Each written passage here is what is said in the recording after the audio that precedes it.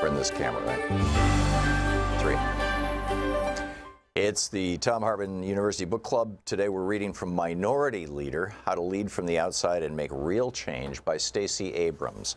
This is from chapter 1, although the introduction is fascinating too, where she talks about, Rhodes scholarships and stuff, but this is chapter 1. I sit in the living room, a cozy space, warm in the early summer. I'm perched on the edge of a sofa next to Valerie, the home's owner, a lovely black woman in her late 40s. Across from us, seated close together on a wide settee met for one, are her 2 children, a son and a daughter. Politicians rarely visit their streets, which are nestled in a poorer community in South Georgia. Valerie beams with pride that both her children are headed to college in the fall. David, 17, plans to study criminology. Maya, 18, her belly round with her first child, intends to become a middle school teacher. Both newly graduated from high school, Maya will give birth in mere weeks and begin college months later, an unwed teen mother. Her intended school is more than 3 hours north of her home, so her mother will raise her newborn baby while she starts her freshman year. Valerie speaks matter-of-factly about the coming challenge, raising a new child just as hers leaves the nest. Still, she is determined that both her children pursue college degrees that she never received. Maya, the mother-to-be, wonders how she'll do so far away from home and her baby. Yet in the next breath, she explains how college will be the best for her and her child. Their future success rests upon her. I've come to their home as part of my campaign for governor, so I asked Valerie what she expects of someone like me. What can I do to help make lives like hers better? In her soft voice, she replies, she just wants options for financial aid for her children.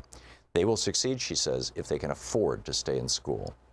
As I look around the modest home passed down through the generations, I understand both the pride and the desperation tangled in her response.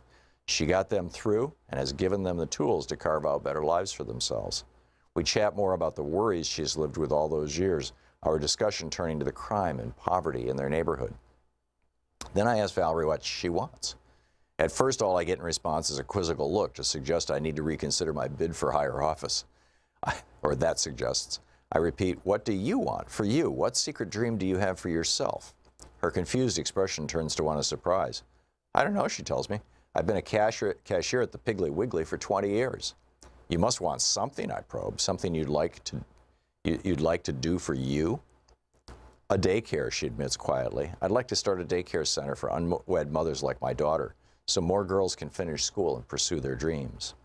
But that ambition is beyond her. Her body language, her tone of voice, her averted gaze speak louder than her words. I press her, but she demurs with a smile. Let's just see what happens if you win the governor's job, she says. Valerie's house in South Georgia is not too different from the squat red brick house where I grew up on South Street in Gulfport, Mississippi. An oak tree grew out in our front yard, shadowing the front sidewalk, forbidding grass to grow beneath its shade. Pink azaleas bloomed each spring from bushes that flanked the front door.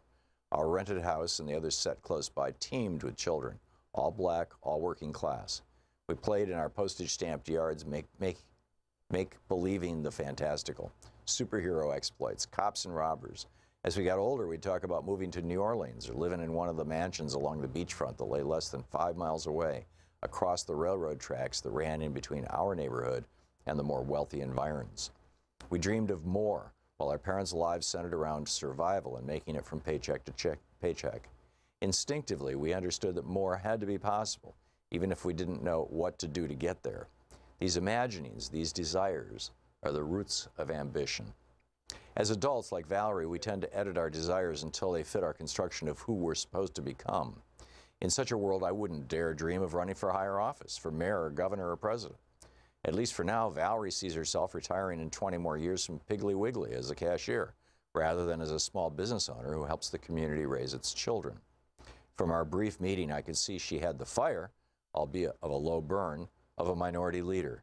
She had ambition, she had vision, but she didn't have the faith, and understandably so.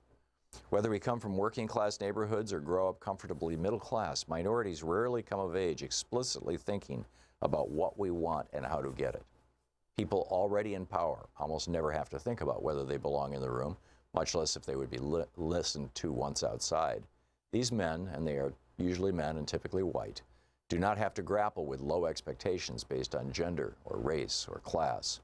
Ambition for them begins with reminiscences of old times and older friendships or newer alliances. The ends have already been decided. Only the means are to be discussed. Most potential minority leaders feel the same lack of faith Valerie had, at least at some point in their evolution.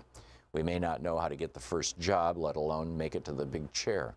We don't know how to take the leap from accepting our faiths to actually changing them, and not just a little, but radically. Then there are those who simply don't know what they want.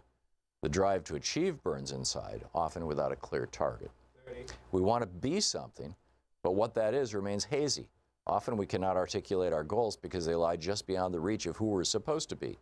Ambition's scale is irrelevant. What holds us back is not scope, it's fear. And because we don't know what to call our dreams, don't know how to make them happen, or are pretty sure we'll be disappointed, we just stand still. We become a minority, but becoming a minority leader demands that we embrace ambition as our due. Stacey Abrams.